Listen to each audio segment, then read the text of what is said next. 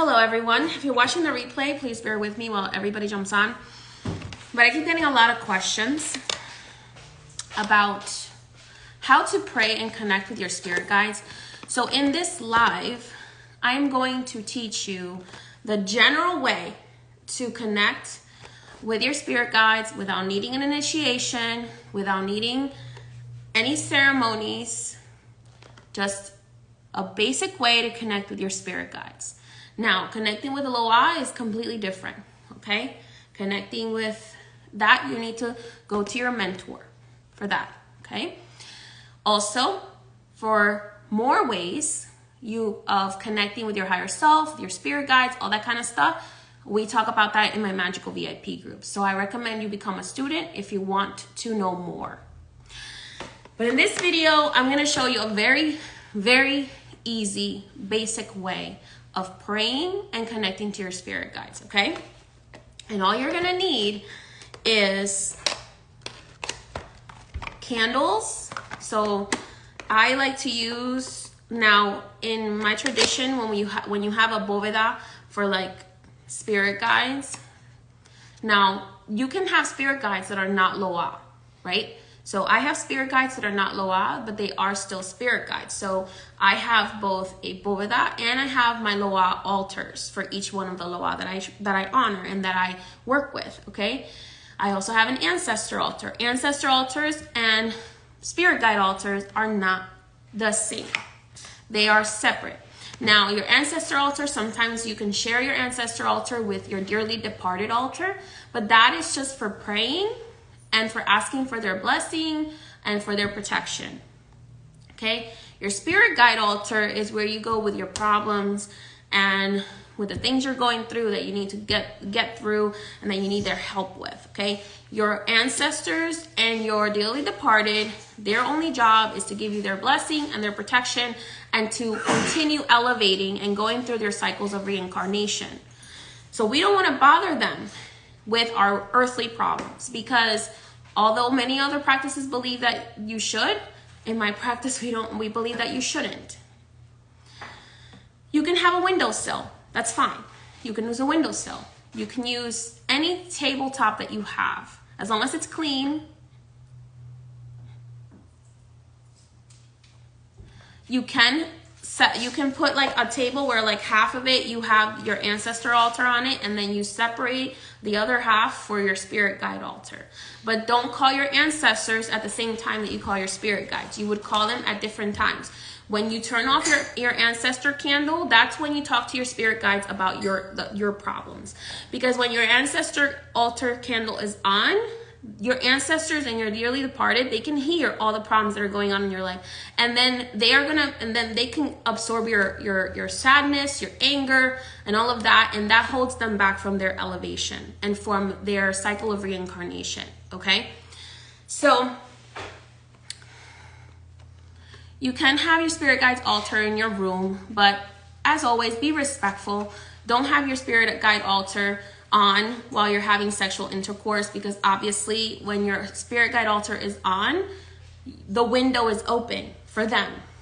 That's their signal that you're calling them, okay? I'm gonna answer questions at the end. I'm gonna start with how you do the ceremony for yourself, and I'm gonna answer questions at the end, okay? So save your questions for the end, for when I say, do you have any other questions? Okay. So the first thing you're going to need is you need a white candle. These you can usually get in the Jewish section of the grocery store. We use them a lot in the 21 divisions for connecting with our higher selves, connecting with our spirit guides. Okay? So you can get yourself a white candle. Sometimes they'll sell these at the dollar store or at the botanicas. Okay, these are called Shabbath candles. Okay, they're usually in the Jewish section of the grocery store. That's what you'll need. You'll need one candle per day. You'll need a glass of water. And you'll need some sort of communication tool. Either a pendulum, tarot cards, or cartomancy cards. So these are just regular playing cards. I actually borrowed Papa candelos today for this. So I thank him for allowing me to use this for demonstration purposes. Thank you. Good. So, I'm trying to get these out of here. Okay, here we go. So these are a regular deck of playing cards, okay? I have a set of playing cards for each one of the mysteries. So that way, now I use a tarot card. I use tarot cards for like all of my mysteries, but for the cartomancy cards, I actually gave a set to each one of my mysteries. But you can just have one set dedicated to your spirit guides, okay? Just regular playing cards. I will be teaching in my VIP group in the upcoming month or two how to read cartomancy. If you want to learn how to read tarot, I have a tarot course. You can join my tarot course. It's very deep and detailed. It goes into every single card. It goes into how to read the cards. It goes into how to do spreads for yourself. And I will be doing a tarot masterclass coming up as well, but that's a separate course. Okay, but right now I have my current tarot course. It's available for you, okay? If you want to learn how to read tarot. If you want to learn how to read cards, if you want to learn how to connect in other ways, you can join my magical VIP group. And how to use your own magic, connecting with your higher self, you can join my magical VIP group. That's what that's there for. All right, so again, cartomancy cards, tarot, a pendulum. Some people use a glass of water and they'll dip the candle and see the signs that their spirit, but you will use a separate glass of water, not the water that you're offering to your spirit guides and not the candle that you're offering to your spirit guides. You will use if you're going to do candle divination or a water divination, you want to use a separate candle than what you're offering your spirit guides, okay? You can also use tea leaves and coffee grinds. Whatever divination tool you choose to use and you choose to master, runes, whatever it is, that's up to you. But you're going to set a specific divination tool for your spirit guides and your spirit guides only. And you keep that divination tool on their altar. So that way they know that when you pick up that divination tool, when you do the ceremony to call them, you are speaking to them. And you need them to show up for guidance. Okay? So, here's how we start. The first thing we're going to do is we're going to learn how to pray, because a lot of people tell me they don't know how to pray. It's very simple. You sit down. You can use this for your guardian angel as well. You can use this for your guardian angels. You can use this for your archangels. You can use this for your guardians. You can use this for your spirit guides. But we're talking about spirit guides today. Let's hold the questions to the end. So you're going to sit undisturbed. Your phone is away. Everything is away. Undisturbed. You're going to sit. You're going to put your hands up like this. And the prayer that I'm about to use it is considered a Christian prayer, but in my tradition, there is Christian influence. So we do use that prayer because it can be used for any God. Okay? So we do the Lord's Prayer. If you believe in the goddess, you can do the Lady's Prayer. Okay? Or you can say, instead of our Father, you can say our Mother who art in heaven. Okay? So we say Papa Bon Dieu. I dedicate this prayer to Papa Bon Dieu because that is the God, the highest God in the Loa. So we say, we close our eyes. Close your eyes with me.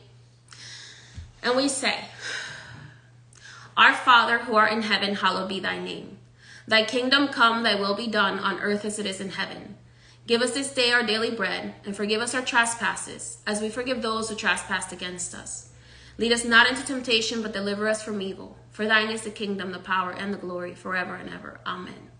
Now, I also work with Mother Mary, so I say the Mother Mary prayer. You don't have to. Hail Mary, full of grace, the Lord is with thee. Blessed art thou amongst women, and blessed is thy fruit of thy womb, Jesus. Holy Mary, Mother of God, pray for us sinners, now and in the hour of our death. Amen. Then I follow it with the Archangel Michael prayer for protection over my space. Archangel Michael does not care what spiritual practice you practice, what religion you practice. If you call upon Archangel Michael because he is God's first right-hand person, he will come. Okay? So then you can close your eyes and you can say, Archangel Michael, defend us in battle. Be our protection against the wickedness and snares of the devil. May God rebuke him, we humbly pray. And do thou, Prince of the heavenly host, by the power of God, cast into the abyss Satan and all evil spirits who roam the world seeking the ruin of souls. Amen. At this point, then you are going to call, you are asking Archangel Michael, please protect this space, this time of communication between myself and my spirit guides. Please protect this space. Now, I do also want to mention, you want to make sure you cleanse your space before you start this. With frankincense, make sure you open your windows. You can sage, you can burn rosemary, you can burn agrimony, you can burn anything to keep away trickster and negative spirits, okay? Before you start the praying. But praying also scares away negative spirits, okay? All right, so you're gonna ask Archangel Michael to protect your space. Then you're gonna say at that point, I call upon my spirit guides, guardians, angels, and archangels assigned to me. And then you'll say your name and birthday, preferably your name, your maiden last name, if you're a woman, and your father's last name and your mother's maiden unmarried last name, and your birthday. Okay?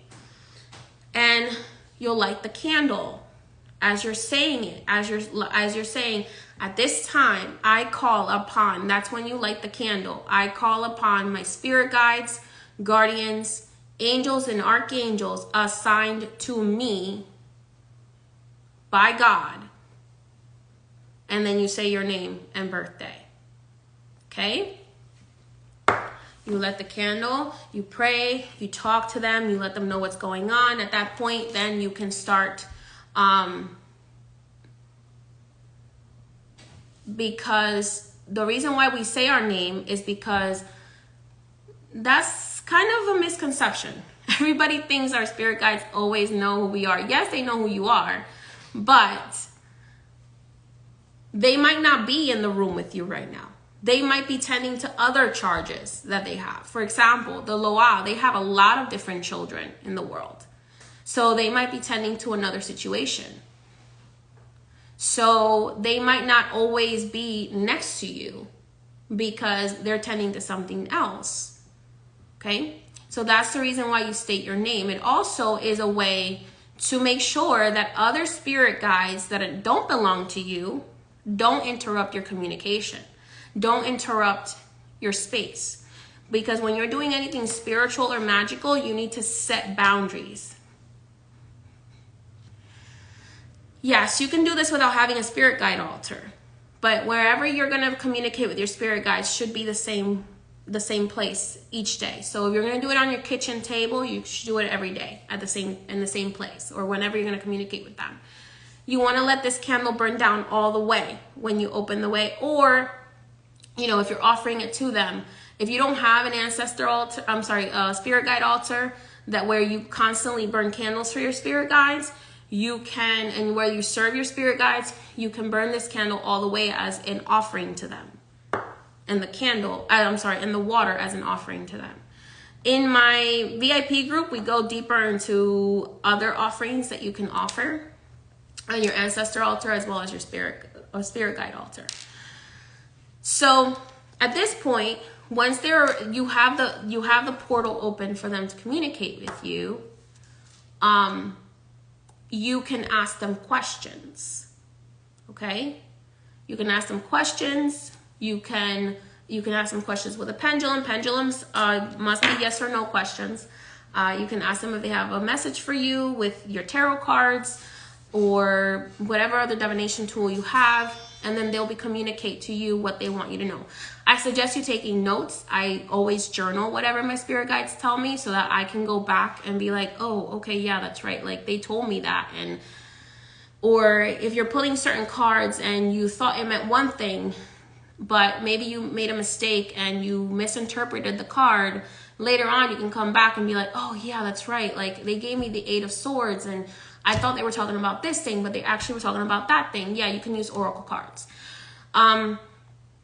So it's good to journal what they're saying, okay? All right. Now is the time where you can go ahead. Oh, before I forget. When you're done communicating with them, you can let the candle burn down, but you want to say, I close this session in the name of the Father, Son, Holy Spirit, or in the name of the Maiden, Mother, and Crone, whatever, in the name of the Goddess, the name of God, I close this portal, okay? I close this portal. And you're going to make like a closing motion, or you're going to picture a door closing in your head. You can let the candle burn the rest of the way, but you need to close the door after you start communication with them. You need to close the portal every single day, so you don't leave an open portal. Okay, because once your spirit guides leave, this is like old time FaceTime. So this is FaceTime for your spirit guides. Okay, this is FaceTime. Now, when you're going about your day, they might leave you, they might send you messages, they might do whatever. I'm gonna try to put this on my YouTube channel, but I'm not sure if IG is gonna help me, let me save the live. This is like FaceTime, right? When you call somebody on FaceTime, you have to call them and then you have to hang up. So you need to hang up, okay? You need to hang up. You hang up by putting down your divination tool. You can also hang up by, if you're not turning off the candle, if you're letting it burn the rest of the way, you can put your tarot cards down and say, I hang up this connection, I close this portal, I allow this candle to continue burning as an offering to my spirit guides, and this water to continue being here as an offering to my spirit guides. Now, if at the end of your communication you have little bubbles, if your water is clear, or if you have little bubbles, that means your spirit guides were present. If you find big bubbles in your water, that means there was negative spirits in the room affecting the communication. That's big bubbles, negative energy, because negative energy is denser, so it's going to have bigger bubbles. Little bubbles are going to be your spirit guides or clear water. Now, if you have big bubbles or cloudy water, that means that negative energies were in the room. Another way that you will notice if there's negative energies in the room affecting your reading is if after you've turned on the candle for a few minutes, there is black soot coming off your candle. That tells me that there is a negative spirit in the room, either trying to impersonate your spirit guides or trying to damage the connection. So at that time, you don't ask your spirit guides for questions yet. You get up, you clear the room, you sage, you open your windows, and you tell the spirit, any trickster spirit that is here, you have to leave. This is my space, and humans have the authority over spirits. Okay? So the humans have the authority over spirits. So what I like to do when I close my sessions at the end of the day is I put my tarot deck horizontal, and because usually when I'm gonna read it, I pick it up and I put it vertical. So when you're gonna close it, I pick it up and I put it horizontal, and I put a crystal on top of it, some sort of protective crystals. I use lapis lazuli and tiger's eye, but you can use black obsidian. I use black obsidian sometimes, and tourmaline as well. Black obsidian or black tourmaline to protect it from negative entities. Okay? You can do the same thing with your reading cards.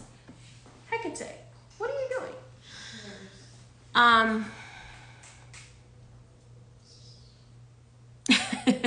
Thank you, but get the F out. Yes, exactly. So any negative spirits that are trying to mess with the communication between you and your spirit guides. So yes, you can close the portal when you're done and just let the candle continue burning as an offering to your spirit guides. You can also burn some sage afterwards as well. Or there are so many more options than sage, like rosemary, eucalyptus, sweetgrass. But for cleansing, frankincense, myrrh, you can't go wrong. Should we try connecting to your spirit guides when you don't feel well? That's kind of controversial in my tradition. For me, you shouldn't. Angelica, yes, Angelica root is great for that, for cleansing as well. In my preference, you shouldn't. But if you absolutely have to, because there is an emergency and you really need an answer, then that's okay. But just keep in mind, the energy you're in is going to affect the communication. It could also affect the reading. And if you're really freaked out, I'd rather you get a reading from someone else than try to communicate with your spirit guides yourself. Like if you're having a mental breakdown, you should get a reading with someone else. Book a reading with a priestess or a really good tarot reader and get a reading with someone else. Okay. Usually, not everybody reads with spirit guides. Some people just read with their own spirit guides. If you want someone to connect to your spirit guides, you need to read with a medium or with a spiritist. I am considered a spiritist and a voodoo priestess, so I communicate with other people's spirits all the time. So you can book a reading with me, or you can book a reading with someone else who is a spiritist that you trust, or a medium. Can you leave glass water all day and night even if they're not communicating? Yes. Like I said, if the glass water is clear, that means that you are communicating. Clear or little bubbles, you are communicating with your spirit guides. If it's cloudy, there's a lot of negative energy in your house that is blocking. What to do if you feel like you're being called into 21 divisions? You need to get a reading from an actual priestess, someone who's actually initiated, like myself or any other 21 divisions priestess that you trust.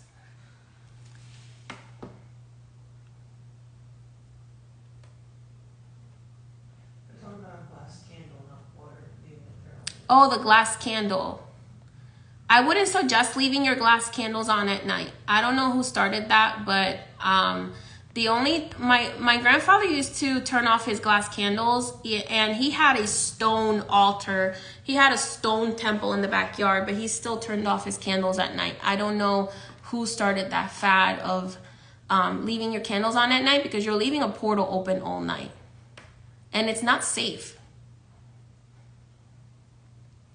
What if you don't have a room that has windows? If you have some sort of exhaust in your, like for example, one of my bathrooms doesn't have a window, it just has an exhaust, turn on the exhaust unit.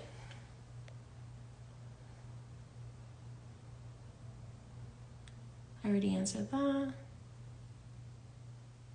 You can put your spirit guides altar on a shelf, that's fine, as long as there's nothing above it. Yeah, spirit guides and guardian angels can go together.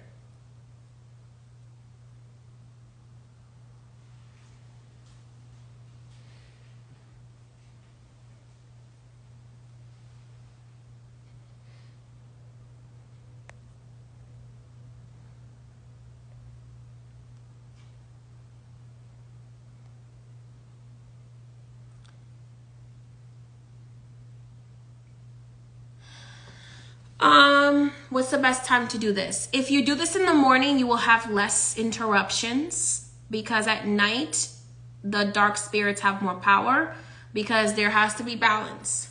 So during the day, it belongs to spirits of light. Now, there are some spirits of darkness that are benevolent, meaning they are good spirits, but they just work in the darkness. So the spirits of evil, I should say, have more power at night. So it would be best for more clarity to do this in the morning.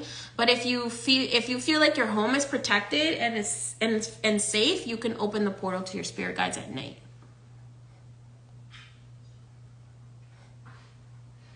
You can leave a candle with the portal closed as an offering to your spirit guides. So you say, I'm offering this candle to my spirit guides, and only my spirit guides can come through and receive this offering. Any other spirits, the portal is closed.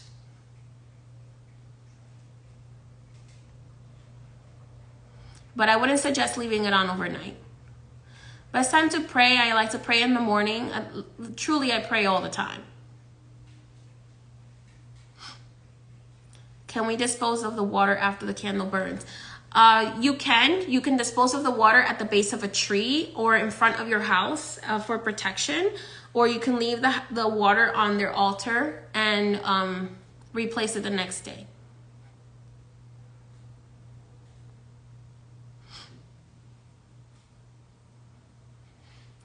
Doing this out in nature is a little dangerous because you're inviting everybody that's out in nature.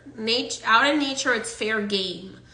So I would suggest if you are out in nature, you have to make sure you are setting up a sacred space, and you need to set up a circle of salt around you so that no other negative spirit can come through the circle of salt. And then in that case, that's how you create a safe space for yourself.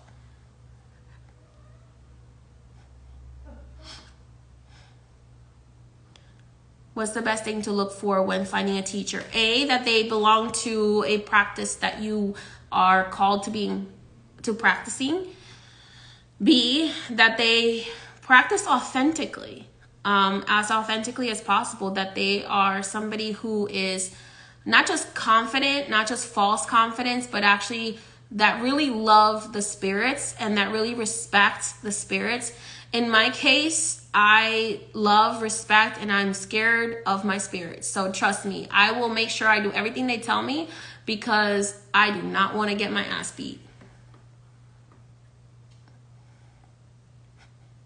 Yes, ancestor candles should be off at night. Your ancestor candles should only be on when you're praying to them, and once you're done praying to them, they should not be on for much longer than that. Because again, you're leaving this portal open for them to come through all the time. But if you're there and you made sure that you closed the portal, you can leave it on all day, but not at night.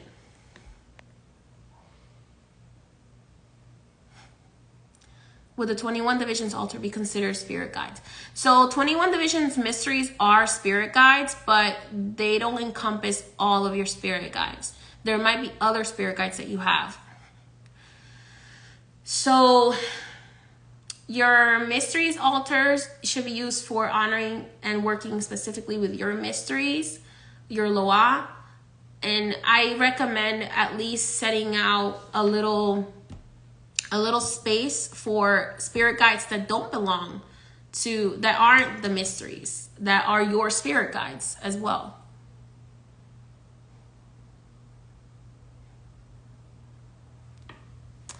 I wouldn't suggest burning alcohol and Epsom salt. It's just very dangerous. That's not something I would suggest. Burning charcoal is much safer. Yes, you can have your spirit guide altar and ancestor altar in the same room, but you shouldn't open the portal to both your ancestors and your spirit guides at the same time. Why? Because there might be something you want to talk to your spirit guides about that your ancestors shouldn't really be knowing about. Okay? For their own safety. All right, everyone. So remember, make sure you open the portal, make sure you close the portal. A priestess, a high priestess, is someone who has gone through ceremonies to actually have a priesthood. In the Loa practice, there is a hierarchy. So high priestesses are considered, and high priests are considered higher and more connected to the spirits than like just a medium or a curandera. Because curanderas and mediums, they're not prepared properly to communicate with the Loa.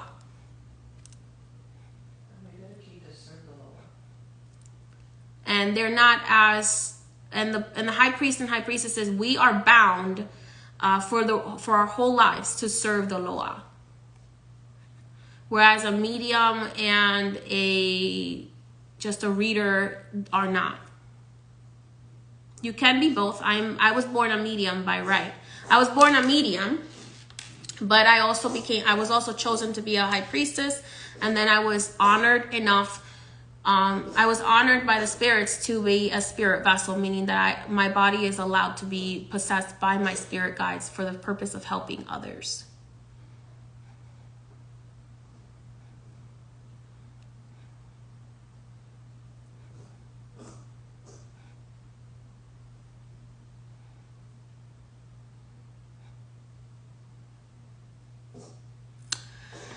Hi,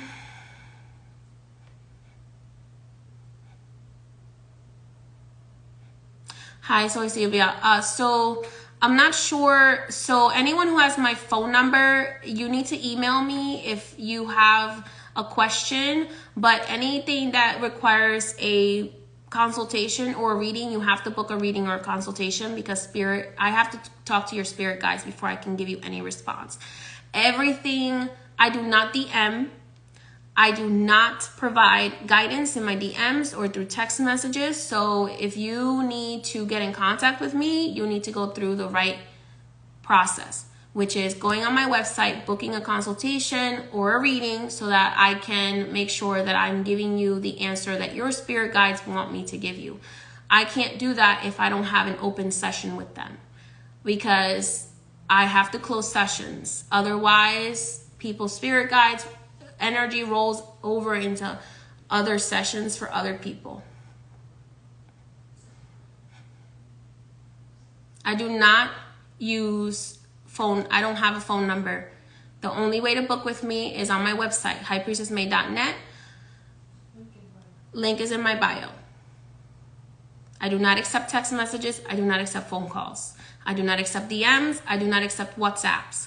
I do not accept, what is that other one? Venmo or Cash App or any of that. I do not do any of that. I do not use any of that. Anyone who is asking you for a DM consultation or reading or WhatsApp from me is a scammer. It is not me.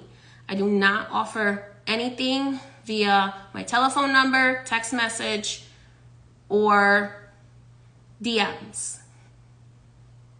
And only those who have had a consultation with me or a reading with me may sometimes receive an email from me in order to receive a quote that they have already talked to me about face to face.